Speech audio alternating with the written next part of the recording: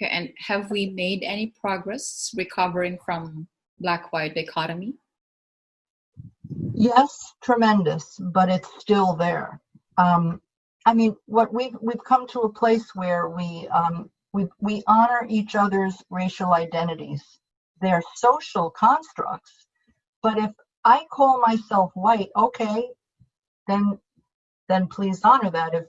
If someone calls themselves black, well, then please honor that, or whatever labels we wish to give ourselves. We go to a lot of trouble to say things that are least offensive to other people, to try to really meet them on their own terms, and I think that's amazing. It would help if we didn't see each other as separate biological races. Science has proved that we're not. We're simply not. Science has disproved the myth of separate races. They sure did try to prove that there were separate races, but at the end they gave up and said, oops, there are no either or cutoff points between people.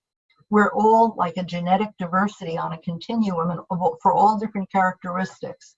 Now, what makes that hard for people to believe, when I say there are no races and I'm one of many millions of people saying that, but what makes it hard for people to believe is that if you went to Northern Europe, and plucked someone out with blonde hair and blue eyes and plucked that person, then go into West Africa and pluck somebody out of West Africa and put them side by side, they're going to look a little different.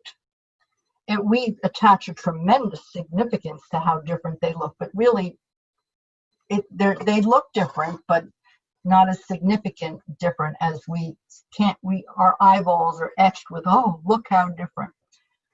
But if somebody from Northern Europe were to walk to Western Africa, they walk south and then they cross over the Suez Canal and then they keep heading south into West Africa, they're going to notice that people tend to get darker and darker the further south they go.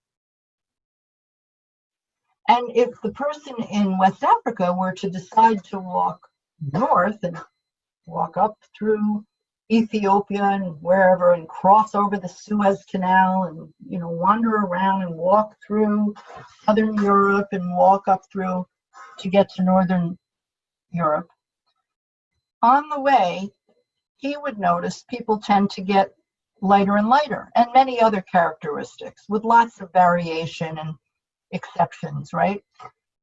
And if the two of them were to meet as they're crossing, they would see each other as cousins, which is what they are, distant cousins, because they'd see that everybody just sort of gradually becomes this and that. The human race is very diverse. But the idea of separate races was created by, the economic necessities of slavery. And it would help a lot if we didn't let the words black and white make us see each other as opposites, like separate biological opposite races. We can still use the words. I mean, our country we're in recovery, so we still are using those words. But it would help if we could see them for what they are. Transplants prove that there's really only one race. We can transplant livers and hearts and so forth back and forth. And we also love proves it.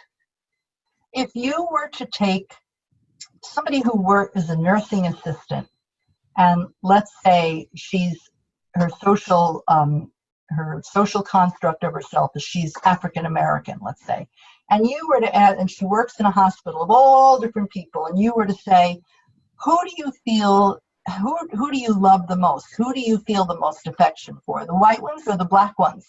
She'd say it has nothing to do with that. And you could ask anybody. Love doesn't recognize that. It just doesn't. When you're in a situation where you can let your own natural feelings flow, love just proves that there are separate races. So, the basic thing is that we're all distant cousins to one another. Mm-hmm. And when you say to be in recovery from racism, do we need to be colorblind? Right. I mean, the idea is that it's so taboo. The racist ideas of inferiority, that has become so taboo, and we know that it's hurtful, and that we try to be above it. And trying to be above it, we try to be colorblind, and we try, but we're not there yet. We're in recovery. And the fact that we might try or claim to be colorblind just goes to show how much shame there is. It's sort of, heroic to try to be colorblind, but we're not able to get there because we're in recovery. It doesn't help to resolve the black-white dichotomy to pretend it's not there. We're in recovery with it.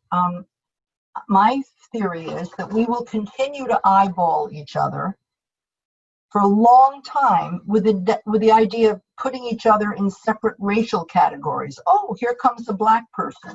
I think we will continue eyeballing each other with that. And because we are still dealing with it, I think that's just part of our legacy. But we can see it for what it is. We can see that we've been fed this hyper attention to skin color from back from our history, and that it's sort of sewn into our country. And we can, even though our eyeballs will still be doing that work, we can look at each other and just be very happy for our genetic legacy. Okay, so what would be the takeaway? Well, the takeaway from today isn't any way to get rid of racism. I think that's an enormous order, and we're in recovery.